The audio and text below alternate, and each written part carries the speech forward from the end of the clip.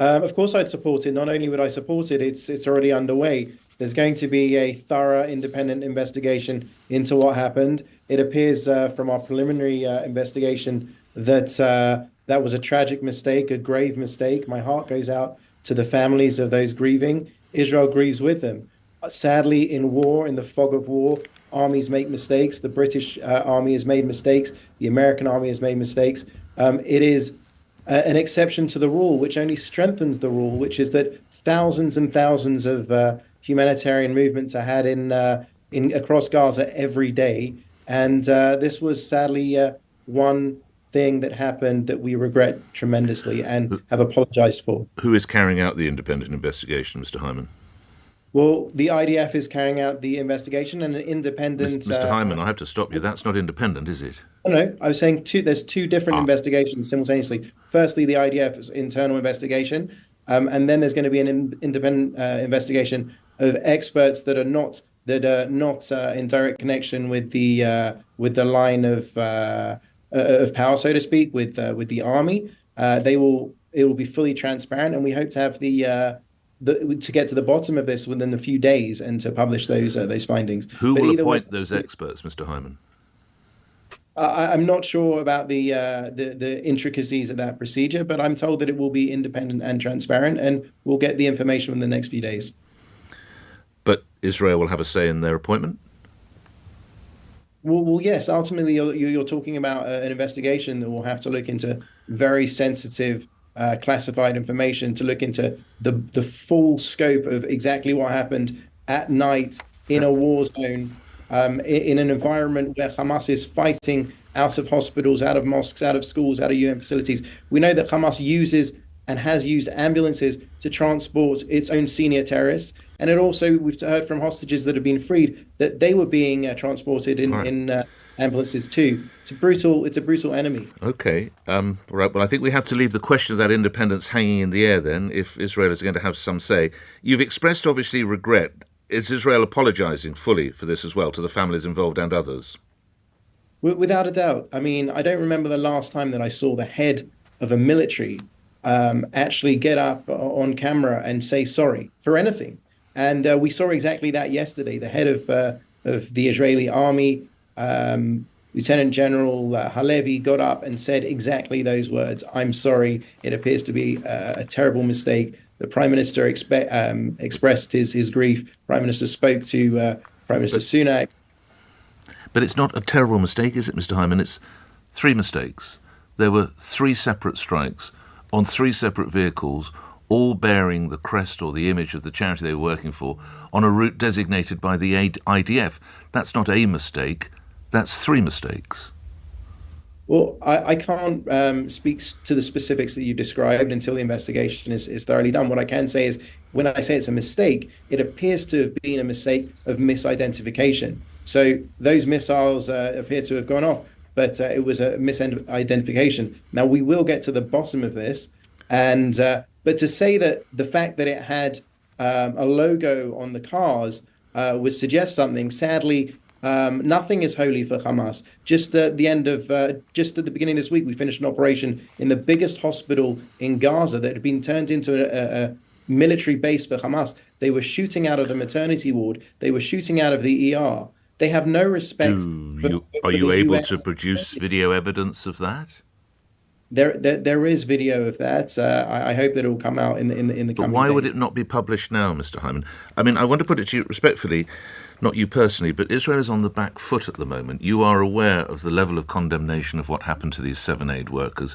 Would it not be wise now for you to be speaking with your colleagues and say, what video, what evidence, what can we now put out there to support your claims that the terrorists are hiding in hospitals and mosques and using them as effectively arms dumps? Nick, I think this has been documented quite thoroughly. There's not a hospital that we've been into so far in Gaza where we haven't found Hamas activity. We've taken the international media to these places. We took the international media, to my understanding, we took them to the Chief Hospital this week. But let me just... where are their reports, Mr. I haven't seen these on Sky or CNN or the BBC or ITV. Perhaps I've missed them, Mr. Hyman. I haven't seen any of them. the first time that we went into Shifa, undoubtedly we took Sky News there. We took a number of others. I personally But myself but have more been recently, considering. Mr. Hyman, have we seen more recent reports? My understanding is yes, but you can fact check me on that specific point because I'm not 100% sure. We've been very busy in the last few days. But what I will say is that when we went into the Chief Hospital, and these are Israeli figures, so you can choose whether you take the figures from Israel, your ally, a free democracy, or you take figures from the terrorists that want to destroy Israel and Britain. But I'll tell you that we went into the Shifa hospital and we took out 200 terrorists. We apprehended over 500, and there was zero civilian casualties. Zero civilian casualties. I don't know what other army on earth can talk to that. I think the Shifa operation will be studied for years to come in places like Sandhurst and West Point, because no other army goes out of its way in the way that the Israeli army goes to limit civilian casualties. Well, And the numbers speak for themselves, the real numbers, not the Hamas numbers. I put it to you that no other army of a recognized state such as Israel or the United Kingdom or the US, it's reported that 196 aid workers have been killed in the conflict. That is the number that I have. And Nick, investigations have gone on. But we've seen no publication of any results of tribunals or investigations, Mr. Hyman.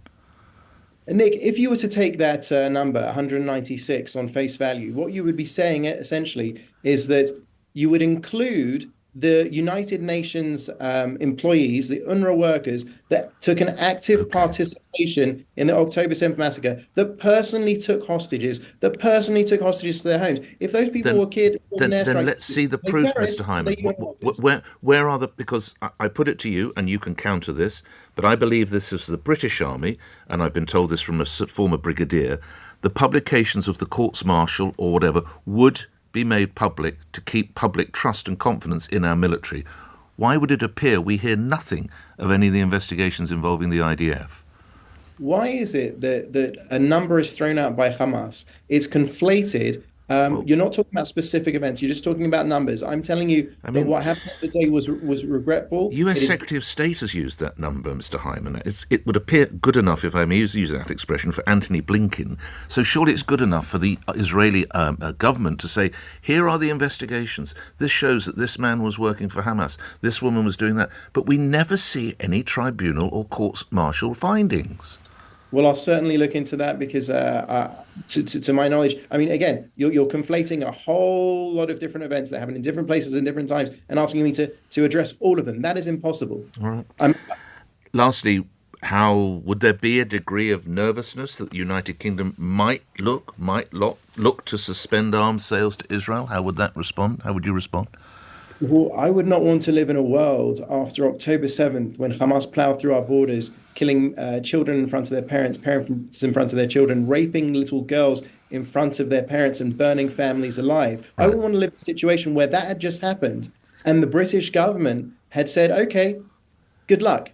Let's go fend for yourself. Well, we're currently in a position where we could be supplying arms to your country and you use them to kill our own citizens. So explain that.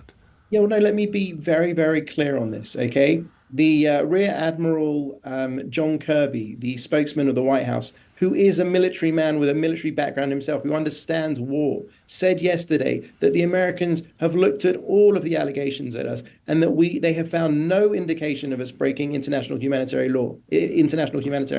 We hold international humanitarian law above our actions. We will do our utmost to keep the law. We will do our utmost to go after Hamas and not the people of Gaza. Our fight is with Hamas. We will free Gaza from Hamas. Lastly, and I appreciate your extended time this morning, you're aware the International Court of Justice has found there is a plausible risk of a genocide being committed. That is outlandish, and our people have put forward their position at the court. We've complied with the court, and again, I'll reiterate what John Kirby said yesterday. So, lastly, it seems anything that doesn't go your way, whether it's Anthony Blinken, Rishi Sunak, the International Court of Justice, is just outlandish or fanciful. That's your defence, Mr. Hyman? No. On the key aims of the war, I believe that we stand shoulder to shoulder with President Biden. with Prime Minister Rishi Sunak. And the key aims of the war are to destroy Hamas, to bring home the 134 Israeli hostages, men, women, children, babies being held against their will, a crime against humanity, and to ensure that Gaza does not pose a threat to us. I'll remind you also that we're fighting a war on multiple fronts. We have Hezbollah in Lebanon. We have forces fighting us from Syria in the north. We have the Houthis in the south, Gaza. We Right. have had a drone, an Iranian drone, fly over from Iraq just this week and Right. hit a target in Israel. We are fighting for our very existence. This is an existential war. We stand shoulder to shoulder with Britain at their times of need. We have Okay. stopped.